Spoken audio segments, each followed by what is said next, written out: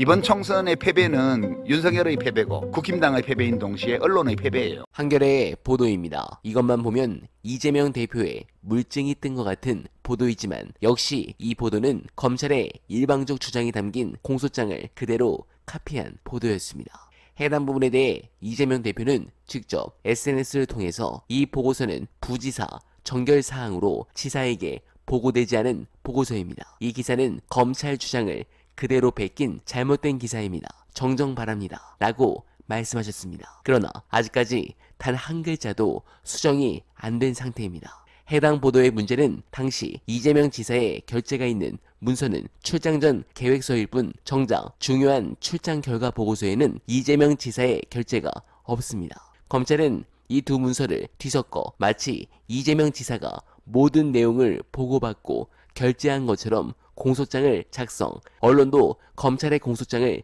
그대로 받아쓰고 있는 게 문제인데 이걸 다름 아닌 한겨레가 메인으로 띄운 것입니다. 관련해서 이 문제에 대한 근본적 원인, 언알바 최저가 구경하시면서 중요한 영상 보시고 이어가 보겠습니다. 이번 총선의 패배는 윤석열의 패배고 국힘당의 패배인 동시에 언론의 패배예요. 언론의 패배는 왜죠? 왜냐하면 전부 다 국힘당을 편들었잖아. 거의 대부분. 저널리즘이라는 거는 뉴스를 결정하는 과정을 말하는 거예요. 언론이라는 거는. 어떤 사실이 뉴스가 될 가치가 있냐. 어느 정도의 큰 가치가 있는 뉴스로 다룰 거냐. 그다음에 이 사실을 어떤 식으로 우리가 해석할 수 있느냐를 결정해 주는 것이 저널리즘이에요. 언론. 네. 근데 이거를 왜 언론사가 하냐 하면 예전에는 돈이 많이 들었거든. 이 언론기관이 소위 엘리트를 고용해가지고 기자들을 고용해서 그 무엇이 뉴스인지를 결정하는 과정을 독점한 거예요. 이게 이제 그 정보통신혁명으로 이 울타리가 무너진 거거든. 지금도 그걸 하고 있지만 독점을 못해 이제. 그러니까 이 무엇이 뉴스인지를 결정하는 과정은 지금은 신문사, 방송사에 갇혀 있지를 않아요. 이 저널리즘을 해방시켰어요, 스티브 잡스가.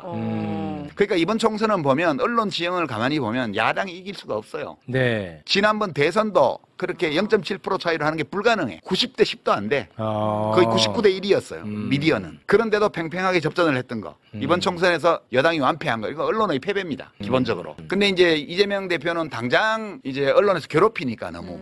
실제로 언론이 자기들이 어떻게 보도를 해왔는데 지금까지. 네. 가슴에 손을 얹고 생각해봐. 나는 애완견 워치독이니 랩독이니 이런 말 안 쓸게요. 그냥 모든 대한민국의 기득권 세력과 한 몸이야. 언론은. 네. 공감합니다. 쌍방울, 이 보도만 봐도 그렇습니다. 뉴스타파의 최초 보도는 절대 인용하지 않으면서 검찰이 반박문을 내자 그건 또 애완견들이 그대로 받아 적습니다. 그런데 그동안 단 한 번 반박하지 않고 조용했던 검찰이 안보수달의 결정적 카톡 내역과 부동산 내역이 뜨자 입을 열기는 했습니다. 그런데 말입니다.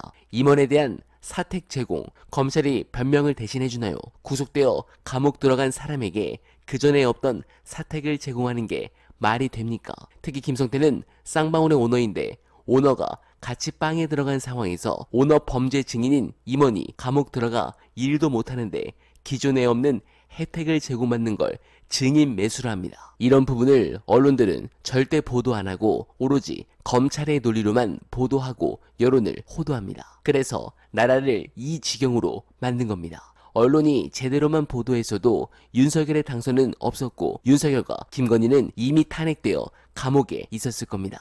그런 의미에서 항상 언알바는 미디어 비평을 최우선으로 여러분들께 보고드릴 것을 약속드립니다. 소중한 언알바 정기 후원 간절하게 부탁드리면서 오늘은 여기서 인사드리겠습니다. 여러분 고맙습니다.